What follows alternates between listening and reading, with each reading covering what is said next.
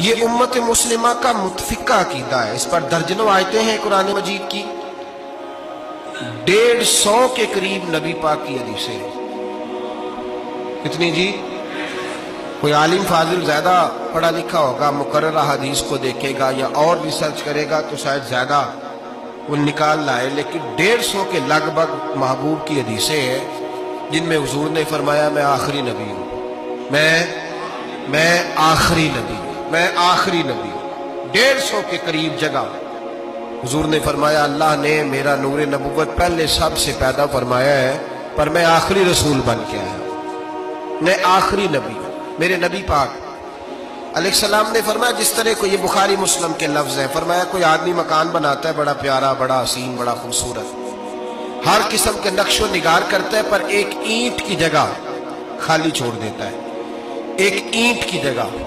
اب جو آدمی بھی آتا نا، گھومتا دیکھتا مکان، اسے بڑا اچھا لگتا اس کا مکان، پر وہ دیکھتا کہ یار یہ ایک اینٹ کی جگہ خالی ہے، اگر کبھی یہ بھی مکمل ہو جائے تو مکان، بات کی سمجھ آ رہی ہے؟ یہ خود حضور نے مثال دی۔ میرے حبیب پاک علیہ السلام فرماتے ہیں اللہ تبارک و تعالی نے جب نبوت کی حسین عمارت کو بنایا تو سارے نبی آ گئے، پر ایک اینٹ کی جگہ خالی تھی، فرمایا میں آیا ہوں تو دیوار مکمل ہو گئی، اب کسی اور کی گنجائش ضرورت ہی نہیں، مکمل اکمل کامل دین نبی پاک۔ یا رسول اللہ آپ کس کس کے رسول بن کے آئے؟ فرمایا یا ایھا الناس انی رسول اللہ الیکم جمیعا، اے تمام انسانوں میں تم سب کی طرف اللہ کا رسول بن کے آئے۔ قرآن مجید نے کہا میرے نبی پاک صلی اللہ علیہ وسلم صرف انسانوں کے رسول نہیں، وما ارسلناک الا رحمۃ للعالمین، جس کو اللہ نے بنایا ہے ان سب کے حضور رسول بن کے آئے، سب کے لیے رحمت بن کے آئے۔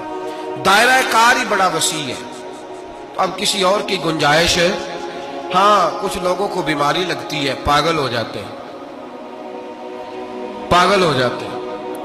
دعویٰ کرنا ہمارے زمانے میں ویسے ہی آسان ہے، اور پاکستان ہندوستان ویسے جمہوری ملک ہیں۔ نبی پاک صلی اللہ علیہ وسلم نے فرمایا تھا کہ میری امت میں 30 کے قریب ایسے دجال جھوٹے ہوں گے، 30 جو دعویٰ کریں گے کہ ہم اللہ کے رسول ہیں، 30۔ لیکن فرمایا میں آخری نبی ہوں، میرے بعد کوئی نبی آ سکتا، انا خاتم النبیین لا نبی بعدی، میں آخری نبی ہوں، میرے بعد کوئی نبی آ سکتا۔ 30 کے قریب خود نبی پاک علیہ السلام کے زمانے میں 2 بندوں نے دعویٰ کر دیا تھا ہم نبی ہیں، بہت سارے لوگوں نے دعویٰ کیا، اور 1 2 4 نہیں، ابھی چند مہینے پہلے ایک بندے کو پھر دورہ پڑا تھا، بعد میں اس کا معلومات کی تو پتہ چلا نفسیاتی مریض ہے بیچارہ، وہ بھی کہتا تھا میرے پاس وحی آتی ہے۔ بہت سارے لوگوں نے، لیکن ایک بندے نے ذرا منظم ہو کے دعویٰ کیا، اور خود چونکہ وہ انگریز کا وفادار تھا، تابع دار تھا، وہ کہتا تھا میرے آنے کے 2 مقصد ہیں، معاذ اللہ اپنے آپ کو نبی کہتا تھا، 2 مقصد ہیں۔ ایک کہتا تھا کہ جو انگریز حکومت کا وفادار نہیں وہ اللہ رسول کا وفادار نہیں، معاذ اللہ، پہلا اس کا آنے کا مقصد وہ بیان۔ دوسرا اس کا مقصد یہ تھا، وہ کہا کرتا تھا کہ دین سارا باقی ہے، موجود ہے، قرآن، حدیث، نماز، روزہ، حج، زکوٰۃ، میں معاذ اللہ نبی بن کے آیا ہوں تو صرف ایک کام کرنے آیا ہوں کہ جہاد کوئی نہیں، جہاد نہیں کرنا، کفر کے خلاف لڑنا۔ آپ کو پتہ تو چل گیا ہوگا میں کس کی بات کر رہا ہوں، مرزا غلام احمد قادیانی، اس کے ماننے والوں کو مرزئی بھی کہتے ہیں، احمدی بھی کہتے ہیں، قادیانی بھی کہتے ہیں۔ ایک ہوتا ہے کافر، ایک ہوتا ہے مرتد، ان دونوں میں فرق ہے۔ عیسائی، یہودی، سکھ، ہندو یہ کافر ہیں، ان کا اپنا عقیدہ ہے، ٹھیک ہے جو وہ کر رہے ہیں، اسلام کسی پر جبر کا حکم نہیں دیتا، موج کریں، لگے ہوئے لگے رہے، ہم انہیں دین کی دعوت دیں گے پر ان پر کوئی سختی نہیں کر سکتے۔ ایک مرتد ہوتا ہے جو لبادہ دین کا اڑتا ہے، اپنے آپ کو مسلمان کہتا ہے، قرآن والا کہتا ہے، اسلام والا کہتا ہے، لیکن دین میں رخنا ڈالتا ہے، نیا عقیدہ کرتا ہے، وہ مرتد ہے، اس پر سختی کرنے کا حکم ہے۔ مرزائیوں کی مصیبت یہ ہے کہ وہ کہتے ہیں نہیں ہم قرآن کو بھی مانتے ہیں، ہم اسلام کو بھی مانتے ہیں، ہم نبی پاک صلی اللہ علیہ وسلم کو مانتے ہیں، بس آخری نبی نہیں مانتے،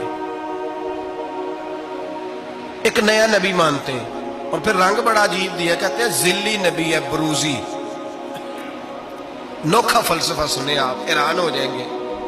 ذلی نبی کہتے ہیں میں مستقل نبی نہیں، میں نبی پاک کا سایہ بن کے آیا ہوں، یہ اس نے دعویٰ کیا ہے۔ کہتا ہے میں مستقل نبی نہیں، میں حضور کا، اور بیوقوف جس خدا نے اپنے رسول کا سایہ بنایا ہی نہیں کہ کسی کے قدم نہ آ جائے، تو تیرے جیسے شخص کو سایہ بنانا تھا جس کی ایک آنکھ بھی کوئی نہیں، کانا ہے بیچارہ، مرزا کانا تھا، ایک آنکھ اس کی سلامت۔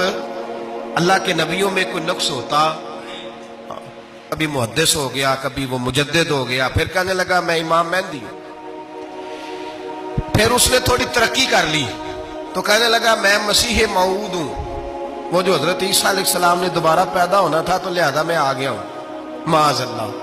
پھر آہستہ آہستہ جب اس نے سمجھا نا کہ اب بندے تھوڑے پکے ہو گئے ہیں جو میرے ساتھ ہیں، پھر کہنے لگا نہیں میں ذلی نبی ہوں، بروزی، میں سایہ بن کے آیا ہوں۔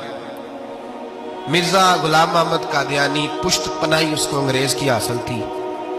کسی شخص کی جب حکومتیں سپورٹ کرتی ہیں پر اس کا آگے بڑھنا بڑا آسان ہوگا، اس کی انگریز نے مکمل پشت پناہی کی اور ایک جمعیت تیار کر لی۔ پھر جب لوگ کٹھے ہو گئے اور اس نے دعویٰ کر دیا کہ میں نبی ہوں، علماء نے اس کو کئی دفعہ بلایا، حضرت پیر میر علی شاہ صاحب رحمۃ اللہ علیہ، پیر صاحب نے فرمایا کسی میدان میں سامنا تو کر، گفتگو تو کر، پر وہ سامنے آنے کو تیار۔ امیر ملت پیر جماعت علی شاہ صاحب محدث علی پوری رحمۃ اللہ علیہ فرمایا سامنے تو آنا کہیں، سامنے تو آ تو صحیح۔ حضرت حجت الاسلام مولانا حامد رضا خان صاحب رحمت اللہ تعالی علیہ حضرت کے صاحبزادے فرمانے لگے تو ایسا بے ایمان ہے، سامنے کیوں نہیں آتا، باہر تو نکلنا، آ تو صحیح۔ علماء نے کہا تو نکل تو صحیح، پر کبھی باہر نکلا فوت کا ہوا تھا، پتا تھا آپ کو فوت کا ہوا تھا جی؟ چلو مینوں تے دسن دی لوڑ ہی نہیں، تو تے سارا پتا ہے ہوتا، باتھ روم میں مرا وہ، باتھ روم میں، اور آج تک لوگ باز نہیں آئے، ان کی عبادت گاہیں ہیں، بڑے چکر ہیں۔ اب ایک نیا بہانہ میں سنتا ہوں، نیا بہانہ کہتے ہیں جی پاکستان کی اسمبلی نے انہیں کافر کہا ہے۔ اسمبلی وزیر اعظم صاحب شیخ الحدیث ہے آپ کے،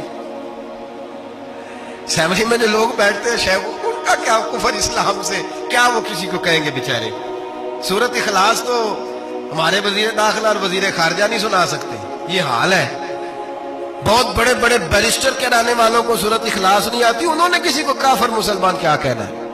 اسمبلی کا مسئلہ نہیں ہے، امت مسلمہ کے علماء محدثین محققین کا متفقہ فیصلہ ہے کہ مرزائی کل بھی کافر تھے، آج بھی قیامت تک کافر، اور بدترین کافر ہے، ہلکے پھلکے کافر بھی نہیں، سپرلیٹر ڈگری ہے، زبردست قسم کے کافر ہے، چھوٹے موٹے بھی نہیں، آخری درجے کے بدترین مشرک ہے یہ۔